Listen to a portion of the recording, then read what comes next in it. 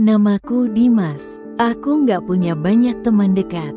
Tapi sejak SMA, aku punya satu sahabat yang selalu jadi alasanku bertahan hidup, Naya. Dia bukan cuma cantik dan cerdas, tapi juga punya tawa yang bisa bikin aku lupa kalau dunia kadang kejam. Kami sahabat, iya, tapi perasaanku padanya lebih dari itu. Tapi aku pendam semuanya, karena Naya pernah bilang, kita sahabat seumur hidup.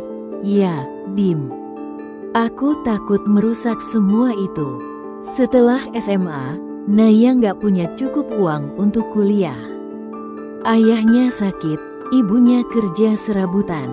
Aku tahu dia hancur, dan disitulah aku masuk. Aku kerja sambilan, ambil 2 shift, bahkan jual motor lamaku hanya untuk bayarin dia masuk kuliah swasta. Aku bilang, anggap aja ini hadiah dari sahabat. Dia nangis waktu itu, peluk aku erat, tapi dia nggak tahu, tiap pelukan itu malah bikin aku makin sakit. Karena aku tahu, aku hanya sahabat baginya. Waktu berjalan, kami tetap dekat. Dia mulai aktif di kampus, makin cantik, makin banyak yang deketin dia. Tapi dia tetap cerita semuanya ke aku. Tentang tugas, teman kampus, bahkan tentang cowok yang lagi dia suka. Namanya Reyhan, anak magang dari perusahaan tempat aku kerja. Aku kenal dia, terlalu kenal. Karena akulah yang rekomendasikan Reyhan masuk ke sana. Karena dia bilang lagi butuh kerja dan aku kasihan. Ya, cowok itu, cowok yang akhirnya dipilih Naya, adalah orang yang aku bantu dari nol. Suatu malam, Naya datang ke rumahku. Dengan wajah cerah dan mata berbinar. Dim, Reyhan lamar aku, dan aku bilang iya. Hatiku hancur, tapi aku tersenyum. Selamat ya. Dia peluk aku lagi, tapi pelukan itu sekarang dingin, kosong. Dan disitulah aku sadar, aku gak lagi bisa jadi sahabatnya. Aku menjauh, bukan karena benci, tapi karena aku harus menjaga sisa harga diriku. Tapi mereka tetap datang ke hidupku. Undangan pernikahan, foto-foto prewed, bahkan undangan minta bantu rancang video pernikahan mereka, karena aku biasa bikin konten wedding. Aku tolak semua, tapi diamku bukan berarti aku kalah. Aku tahu satu hal, Reyhan bukan pria setia. Di kantor, dia sering ganti-ganti pendekatan. Aku pernah dengar kabar dia dekat dengan sekretaris manajer. Tapi aku diam, belum waktunya. Sampai satu hari, Naya datang ke rumahku lagi.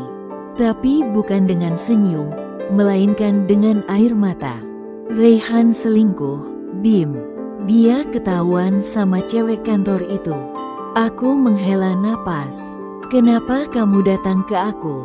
Tanyaku datar. Karena cuma kamu yang aku percaya. Kalimat itu seperti peluru. Setelah semua yang terjadi, dia masih berharap aku jadi sandaran. Aku menatapnya dalam-dalam.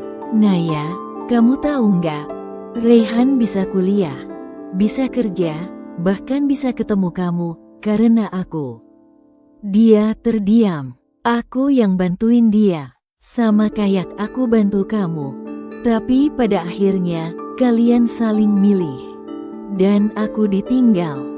Dia menangis makin keras. Aku nggak tahu. Dim, aku salah. Aku berdiri. Iya, kamu salah. Tapi bukan cuma karena Reyhan. Tapi karena kamu buta. Aku tidak pernah balas dendam secara langsung. Aku tak sebar aib mereka. Tapi aku naik jabatan di kantor. Sementara Reyhan dipecat karena skandal hubungan gelap.